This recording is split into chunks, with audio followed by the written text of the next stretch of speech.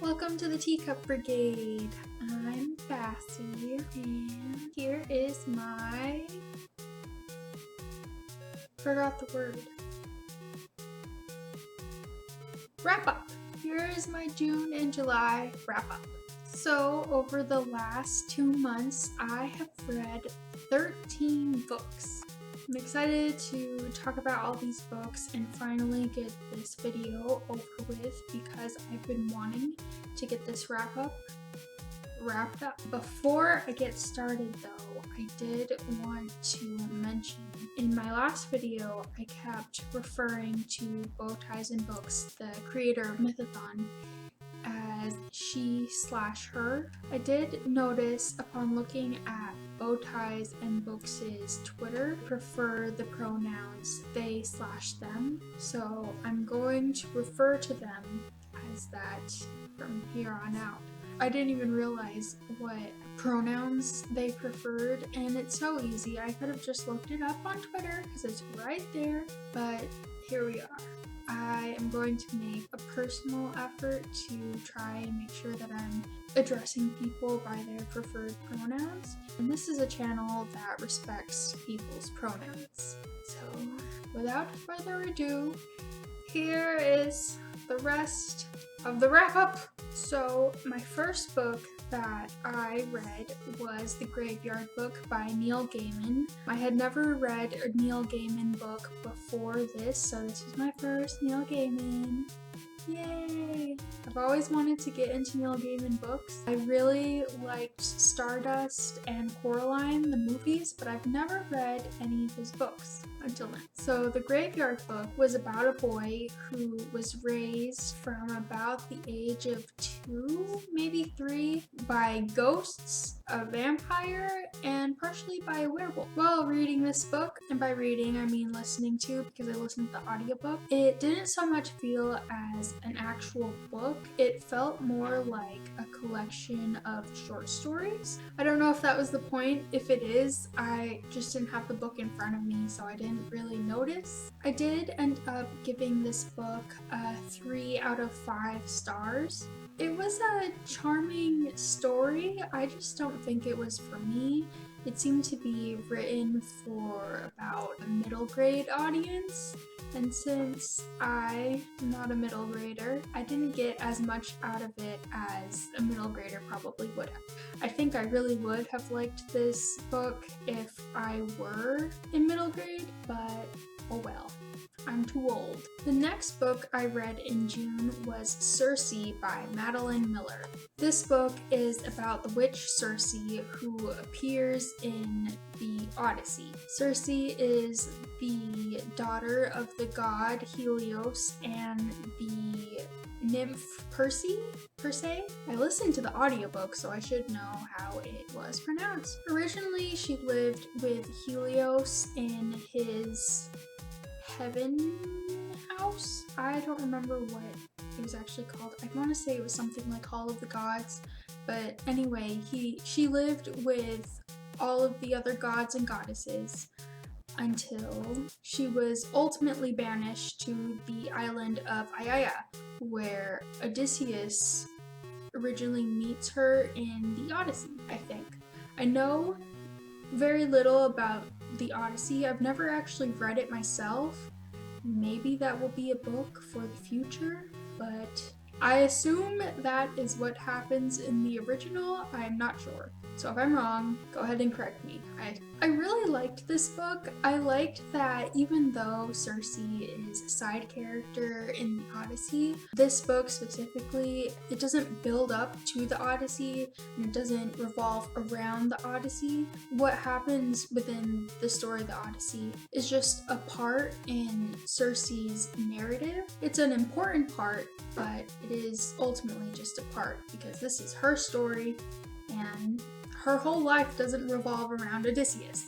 She's a 1,000-year-old goddess. It was just a part of her life. This book also includes other myths and gods and goddesses throughout Greek mythology. I have a pretty cursory knowledge of Greek mythology, really just from what I know from popular culture, but I was still able to enjoy the references to other Greek mythology, gods and goddesses, and stories. If you're interested in it, I would definitely recommend it. If you like Greek mythology at all, I would recommend this book. I would want to put a warning on there.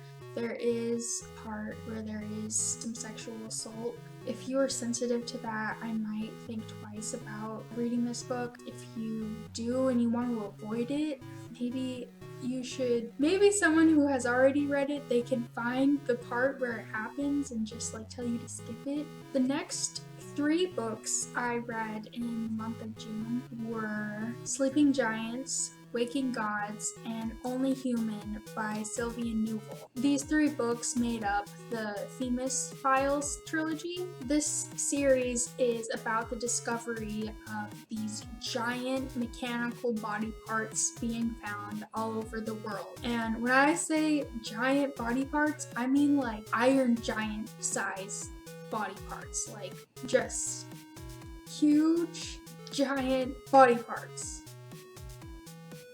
I don't know how to describe it more than that. They're just huge metallic body parts. Anyway, they're clearly not human, and the whole book is about finding out why they're here, where they came from, and who left them on Earth for humans to find, because they're obviously left for humans to find.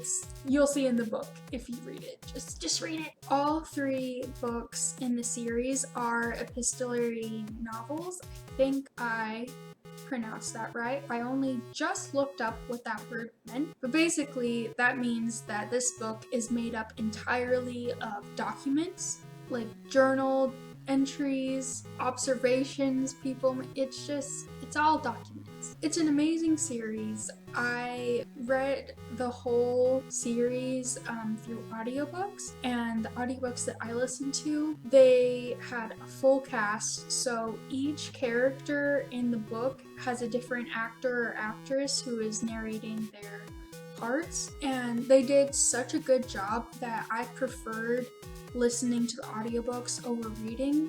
Now, usually I listen to audiobooks more than I read just because of time, but I usually prefer to read a book over reading ebooks or listening to audiobooks, but I sought out specifically these audiobooks. Like, the books were available to me at my library, but I went on hold for the audiobooks because they were that good. Yeah, out of all 3, the first one was my favorite. The second one I still loved. There was a thing.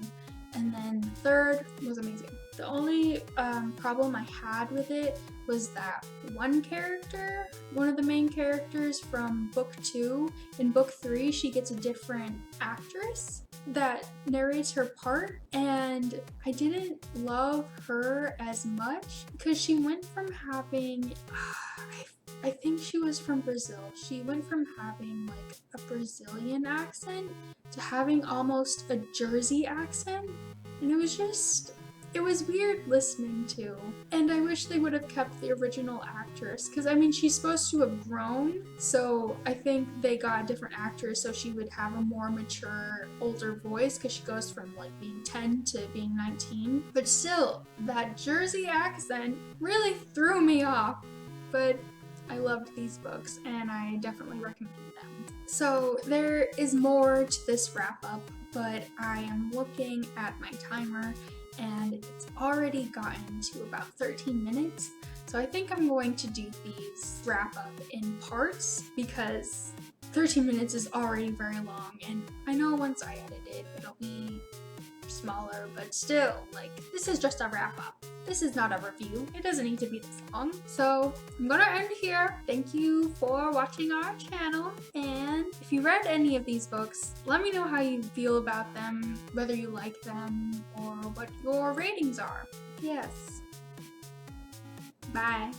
And before I forget, if you saw my mug, this mug, my unicorn mug, Quinn got it for me for a Secret Santa when we lived near each other. Thank you, Quinn. I love you.